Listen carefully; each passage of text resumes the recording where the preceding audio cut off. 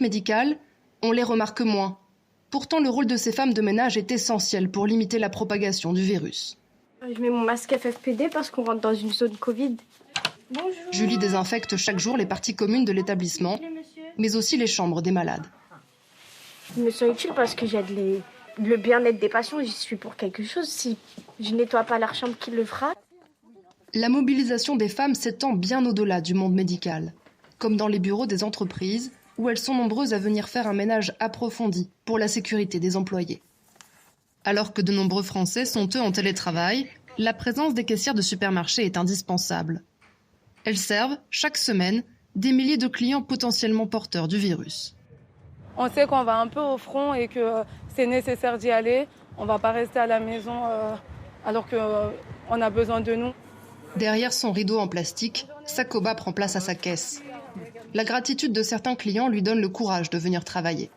Les gens ont beaucoup plus de considération pour nous. Ils prennent beaucoup plus de nos nouvelles et voilà, on se sent vraiment utile et considéré.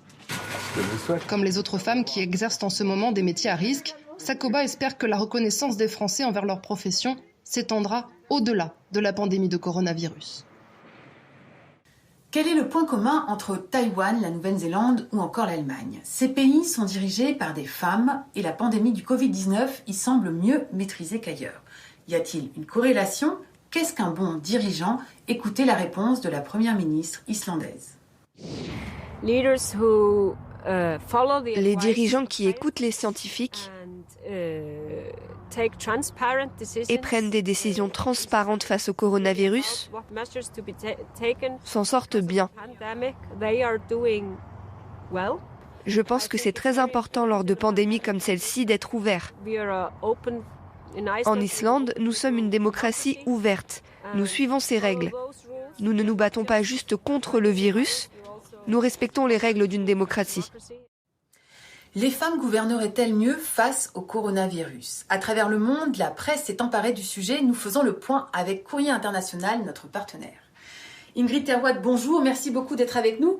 Quelles réactions peut-on lire dans les journaux? La presse partout, Amina, en France, mais aussi aux États-Unis, CNN, le Washington Post ou Forbes, et en Angleterre, le Guardian et The Independent. Tous mettent en avant le fait que certains pays ont mieux géré l'épidémie de Covid-19 que d'autres et que ces pays sont dirigés par des femmes. Certains sortent du lot, je pense à la Nouvelle-Zélande de Jacinda Ardern, à l'Allemagne d'Angela Merkel, mais aussi à la Finlande de Sanna Marin ou à Taïwan, dirigée par Tsai Ing-wen. Les réactions dans chacun de ces pays, les mesures prises sont variées bien sûr, mais il y a quand même des points communs. Des quarantaines précoces, des confinements stricts et précoces, des politiques massives de tests, l'équipement en masque aussi, et puis une communication politique très bienveillante, marquée par beaucoup de pédagogie et d'empathie. Alors, à Taïwan, notamment, le site CNN souligne qu'il y a une des meilleures réactions du monde. En effet, il n'y a eu que 6 morts du Covid-19 et Taïwan maintenant a livré 10 millions de masques aux États-Unis et à l'Europe. Plusieurs articles estiment que si les femmes dirigeantes s'en sortent mieux dans cette crise, ce n'est pas parce qu'elles ont des qualités qui leur seraient propres, mais parce qu'elles ont plus d'expertise. Là-dessus, il y a débat, Ingrid. Dire que ces pays ont mieux réagi uniquement parce qu'ils sont dirigés par des femmes est très problématique et c'est ce que souligne le Guardian. Très problématique parce qu'effectivement, il y a eu plus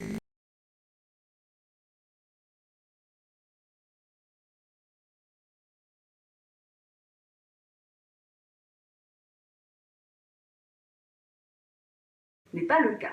En revanche, le Guardian émet une hypothèse beaucoup plus raisonnable et vraisemblable, c'est que les femmes doivent franchir beaucoup plus d'obstacles que les hommes pour parvenir à des postes de responsabilité et que finalement, ce sont les meilleures seulement qui parviennent à être aux responsabilités et à devenir des dirigeantes.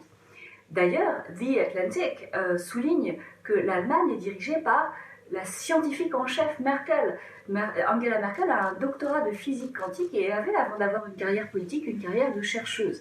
En fait, le point commun des pays qui gèrent mieux la crise que les autres sont non seulement qu'ils sont dirigés par des femmes, mais aussi qu'ils sont dirigés par des personnes plus qualifiées, ou en tout cas très qualifiées, pour gérer une situation de crise. Merci beaucoup Ingrid Terwat. Et pour finir, direction la République démocratique du Congo où la crise du coronavirus a un impact particulier sur les femmes dans les familles. Là, comme dans d'autres pays à travers le monde, les violences conjugales ont augmenté. Reportage de nos correspondants sur place. Chaque matin depuis un mois, c'est une course contre la montre pour maman Tété. Elle se lève avant 6 heures et le travail ne manque pas à la maison. J'arrange mon salon, j'arrange ma cuisine. Dès que c'est déjà 8 heures, je peux réveiller les enfants comme ils sont encore à la maison. Il n'y a pas l'école à cause des confinements.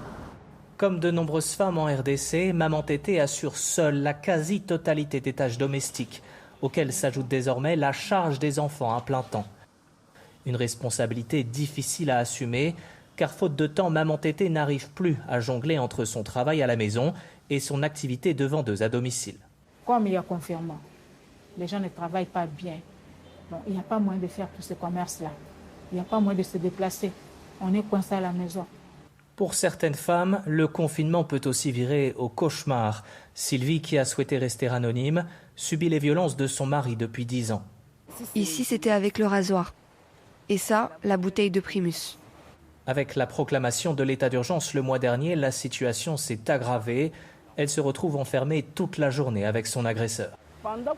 Avant, au moins, il pouvait sortir. Mais depuis que le confinement a commencé, il est toujours à la maison.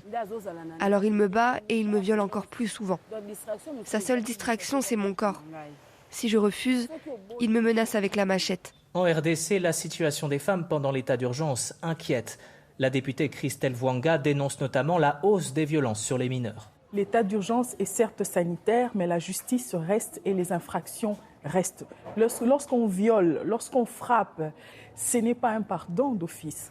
Alors les magistrats ne doivent pas banaliser les actes de violence, même si nous sommes pendant un état d'urgence.